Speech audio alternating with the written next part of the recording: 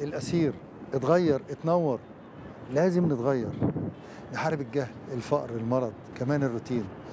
أبدأ معاكم نروح على دولة شفناها امبارح، نكمل رحلتنا التانية في نيودلهي في الهند الجميلة.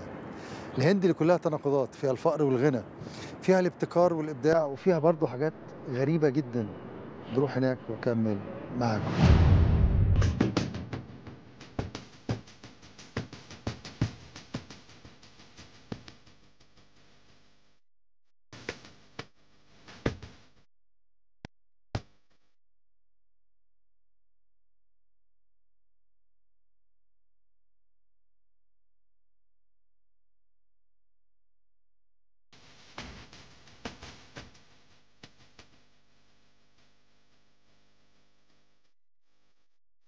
أعزائي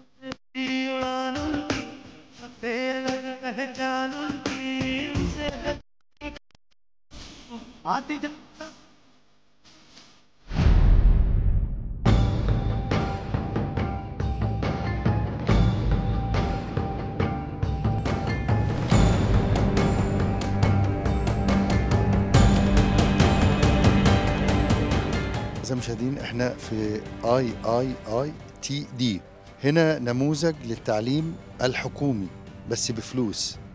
ليه بفلوس؟ لأنه هنا بياخدوا أكتر 800 شاب متفوق علميا على مستوى الهند في هذا الفرع في نيودلهي. هنا 800 طالب بيعملوا لهم اختبارات على أعلى مستوى، والتكلفة 35,000 جنيه، حوالي 35,000 جنيه في السنة. 4 سنوات يطلع واحد يشتغل على طول. الشركات العالمية تيجي تاخد الطلاب اللي هنا بتشغلهم، بيشتغل بحوالي 100,000 دولار في السنة وهو هنا في بلده. هنا العلم الموجه، العلم السليم، العلم الصح.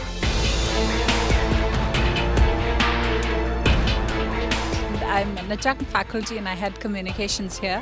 The Indraprastha Institute of Information Technology, or the IIITD as we're known popularly and famously, is a state university. We started in 2008, and even despite our very short stint, we've emerged as one of the leading universities in information technology, computer science and ECE education as well as research.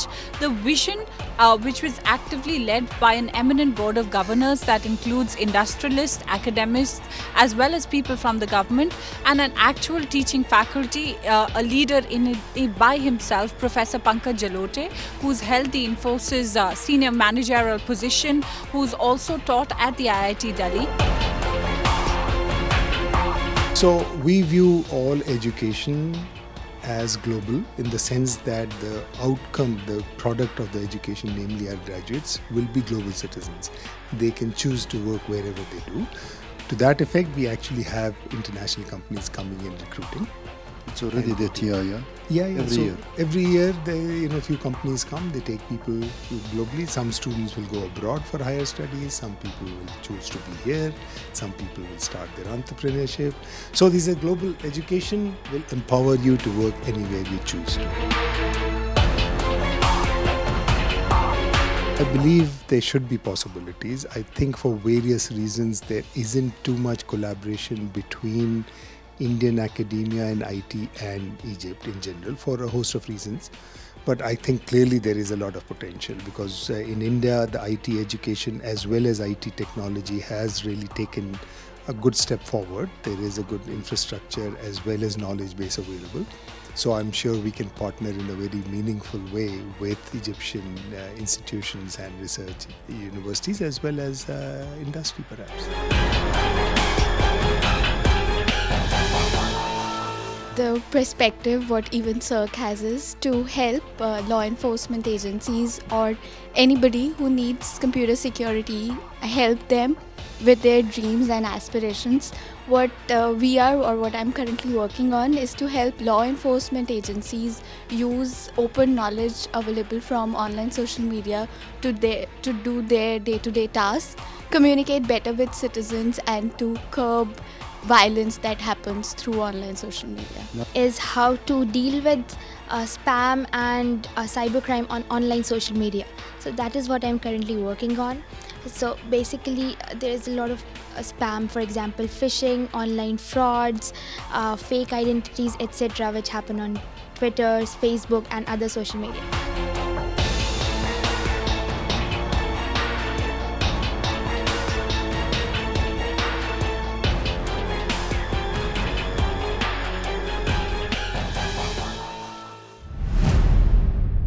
كمل معاكم زي ما شفنا أعلى تعليم في العالم، حاجات برضو غريبة.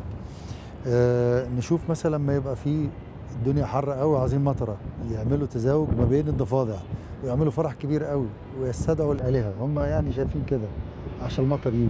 جه المطر ولا لا؟ لسه. نشوف أكمل معاكم.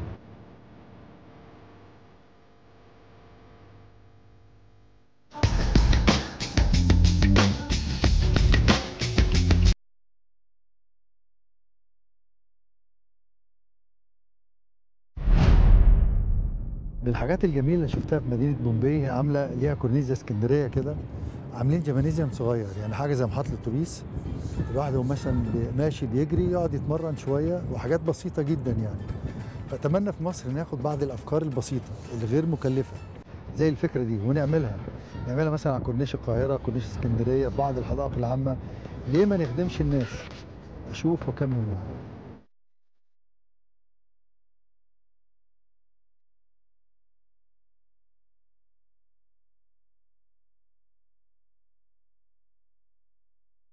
أعزائي المشاهدين، أكمل رحلتي معاكم في الهند. أجي هنا مدينة مومباي، نقول عليها العاصمة التجارية أو أشهر تاني مدينة بعد نيودلهي. هنا هنشوف زيارات كثيرة. هنا احنا على كورنيش بتاع مومباي. في حاجة جميلة عجبتني، شفت بعض الناس بيلعبوا رياضة، هنبص عليها ونكمل معاكم. حتى في طفل صغير أهو بيلعب هناك. نعيش معاكم ونكمل كل الأفكار الحلوة اللي احنا عاوزين نشوفها عندنا في بلدنا، مادام كويسة ورخيصة.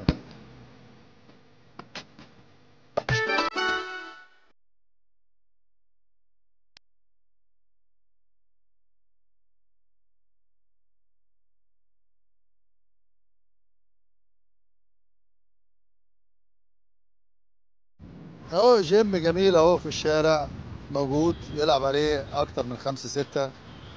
احنا محتاجين الحاجات البسيطة اللي هي بالمخ. Every day you coming here? Yeah, I do. It's your club. Kind of. Yeah. A lot of people come here and work. Open air and healthy. Yeah. It's a better, more holistic way of working out. Yes. يجي هنا كل يوم يلعب رياضة اهو، شاب اهو جميل وراجل 100 بيلعب رياضته هنا وعلى الكورنيش ويجري في الهواء المفتوح. دعوة لبلدنا اهو، ما تكلفش حاجة.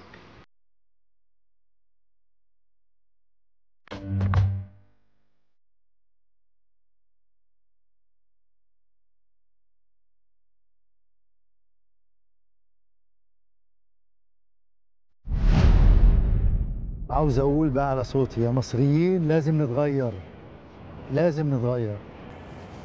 الفقرة اللي اقدمها لكم مش حزينة ولا بائسة بقدر ما بتكشف لنا مدى قصورنا.